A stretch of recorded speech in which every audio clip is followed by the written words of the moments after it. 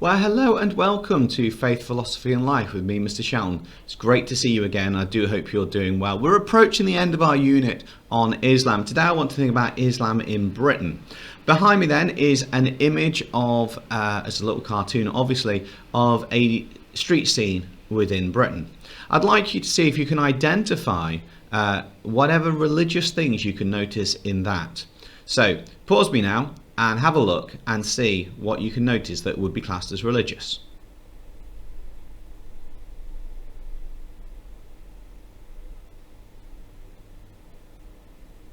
Okay, I wonder if you notice the church with the spire on the top, the mosque with the minaret. I wonder if you can see the Magen David, the Star of David, on the synagogue. Towards the front of the picture, you've got a woman in hijab, which is a Muslim headdress. You've got a little sign that says Buddhism Today outside the museum. There's a Christian aid shop, and there's someone that's standing there saying turn to Christ. You might notice the Buddhist monks that are on there. I think that's probably about it. Oh, there's a man with a Sikh turban, so there you go. And I wonder if you've noticed any others. Okay, now is the time for you to go and grab your pen and paper though, because we're going to get and work proper. Here is our cheesy intro sequence.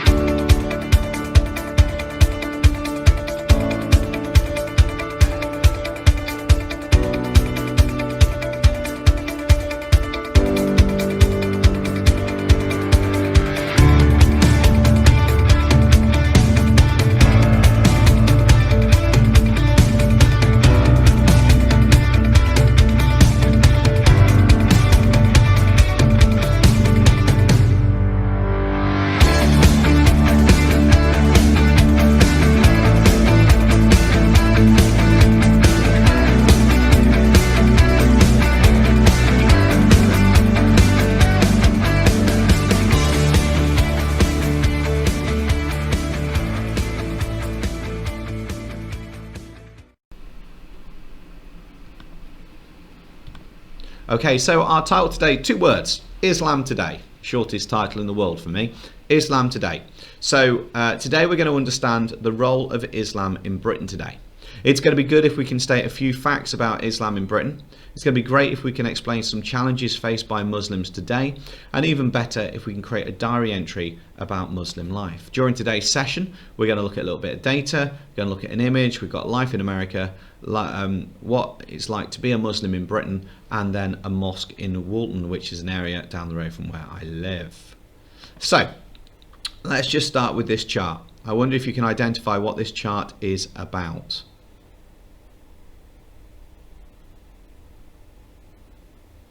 Okay, so this chart is from the census that was recently. And what you've got here is you've got a third of people are Christians. This is within the UK. And 21% are Muslims. So Islam, you can see, is the second highest religion within the UK, which is a very interesting statistic there. So if we look at this, what does this picture show? This is a picture taken from the London Underground. What does this picture show?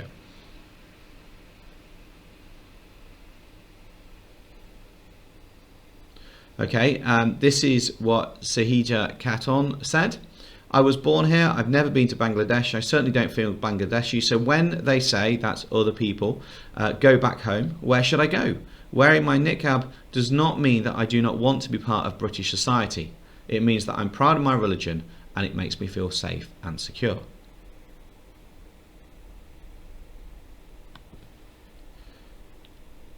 A fact. If you are born British, you are British. The colour of your skin, race or religion does not change this. I want to show you quite an interesting and insightful clip that I found from PBS in America. This is Islam in America. I'd like you just to watch this now. Next, the roiling debate over how Muslims are perceived in America.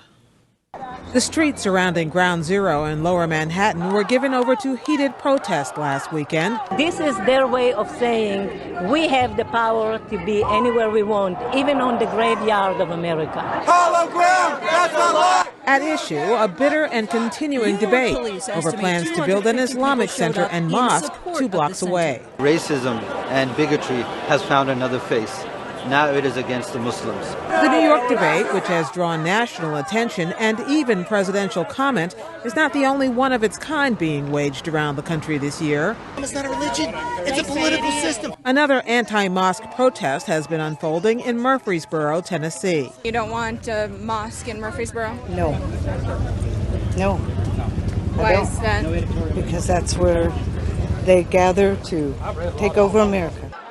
Several new polls have illustrated a profound divide when it comes to American attitudes toward Islam. This week, Time magazine asks, is America Islamophobic?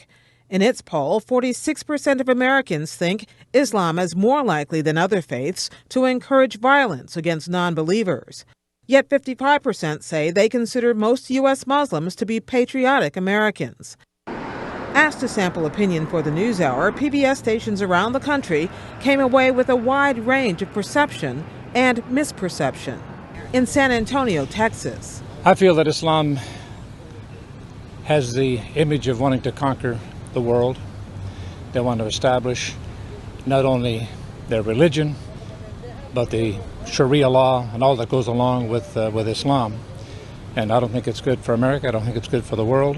I do know that their ultimate goal, according to the Quran, is world domination of their religion. The difference between Christianity and Islam is that in Christianity, Christ died for us. In Islam, you die for Allah.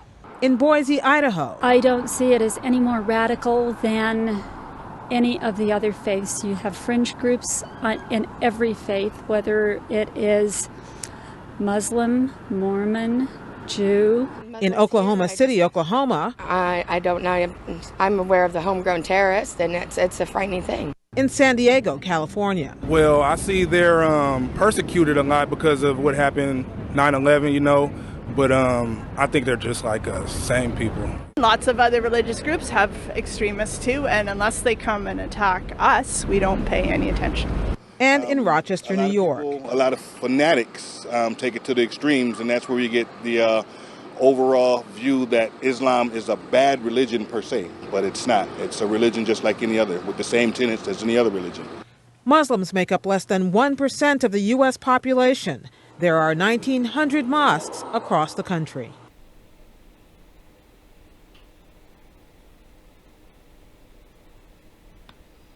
Okay, so hopefully then we said we'd be good if we could state a few facts about Islam in Britain. We're going to still keep looking at that and think about some of the challenges faced by Muslims today. And we've already looked at one very powerful image and case study of that. So what we're going to now do is there's a question sheet here for you to work through. What I'd like you to do while you're completing this, you're going to use the information sheets which are linked underneath this in the description to get this question sheet as well. And I'd like you to complete that in as much detail as you can. And think about this extension question as we go. Have you learned anything that surprises you, and what was it and why? So pause me now, access the description below, and let's get that worksheet complete.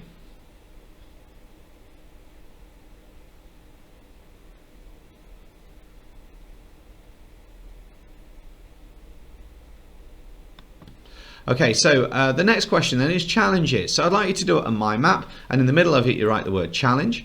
If you were a Muslim living in Britain today, what would be the easiest and most difficult part of your life and why? What I'd like you to do is I'd like you to come up with a whole list of ideas now of what you think Muslims might find difficult based on the work that we have done this term already.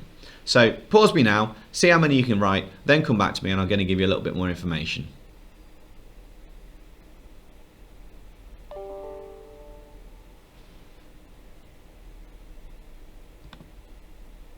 Okay, so here's some more information for you. I'm not going to read this through with you. Just pause me, get stuff written down, then carry on, and then it will play the next one for you.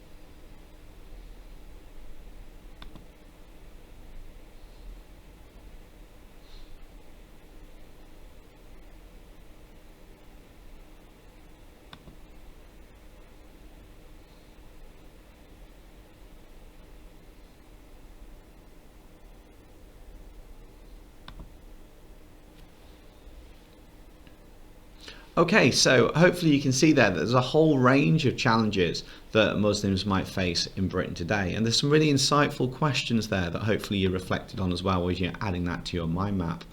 So we said it'd be good if we could state a few facts about Islam in Britain. Hopefully you can do that now. Great if you talk about some of the challenges faced, and even better if you create a diary entry about a Muslim living in a Muslim life. So this is where we're going to get onto that task, and this is where I'm going to leave you. This is the question. Due to a growing Muslim population in Liverpool, Muslims want to convert some empty shops in Woolton into a mosque. I'd like you to think about reasons that you would give to support this, issues that may come from that as well, and just write a response. And what I then need you to do is to photograph all your stuff and send it through to your teachers. So I'm going to leave it there today. Thanks for your time. Take care of yourself, stay safe, wash your hands, God bless you, and just pause this now so you can get this task done.